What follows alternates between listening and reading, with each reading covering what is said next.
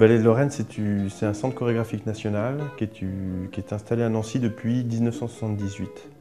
C'est un des ballets les plus importants en France. Il comporte 30 danseurs et une équipe de permanents à 58 personnes. Je travaille avec Peter Jacobson, qui est le directeur artistique et général de l'établissement. Et il donne une ligne artistique en fait, au ballet et je suis chargé de la mettre en place. Je m'appelle Alexis Sabatini, j'ai fait un parcours plutôt artistique à la base puisque je suis danseur de formation. J'ai une formation en danse classique et contemporaine. J'ai un diplôme de professeur de danse et j'ai connu le CFA par voie de presse, simplement. Par Opéra Magazine, je pense. Et l'apprentissage, c'était déjà une marque ici au ballet.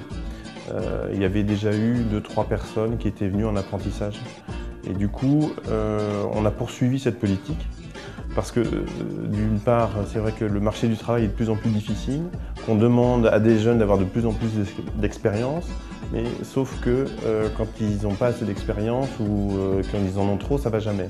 Et donc passer une année, je veux dire, dans les rouages d'une structure, c'est important pour eux et pour nous, ben voilà, moi c'est une façon de transmettre un peu notre métier. Je suis apprenti en tant que chargé de production, donc ce qui consiste à participer à l'organisation des événements de la saison du ballet. Aujourd'hui, nous sommes sur la place Stanislas pour un événement UNSS qui est organisé en partenariat entre l'UNSS et le Ballet National pour un événement avec 550 élèves qui viennent de la grande région Lorraine, du Luxembourg, d'Allemagne, de Belgique. Voilà. Et on travaille avec des chorégraphes. Donc sur cet événement par exemple, mon rôle a été au niveau artistique d'aider ma collègue à trouver les chorégraphes qui participent à cet événement. Donc on a travaillé avec 21 chorégraphes. Aujourd'hui on en a 6 sur la place qui montent une chorégraphie géante pour tous les élèves qui participent aujourd'hui. C'est-à-dire qu'il est complètement impliqué dans les réunions de service, il peut dire des choses, il peut avoir des initiatives, en fait on l'écoute.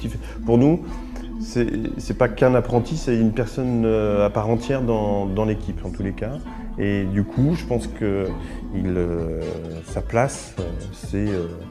il n'y a pas de différence en tous les cas par rapport à quelqu'un qui travaillerait depuis 10 ans ou quelqu'un qui vient d'arriver. C'est clair qu'il travaille comme les autres. Je trouve que cette formation est très intéressante. Moi, c'est une formation que je conseillerais pour d'autres étudiants et d'autres personnes qui souhaitent se reconvertir, ce qui est un petit peu mon cas, parce que c'est une formation de terrain avant tout. L'apprentissage, ça permet à l'apprenti de rentrer dans un monde qu'il connaît, celui de l'entreprise. Ça lui permet d'être réactif immédiatement.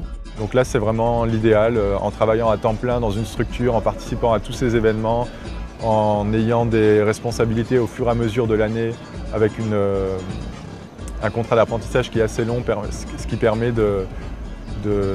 d'avoir des responsabilités de plus en plus importantes au fur et à mesure de la formation en fait.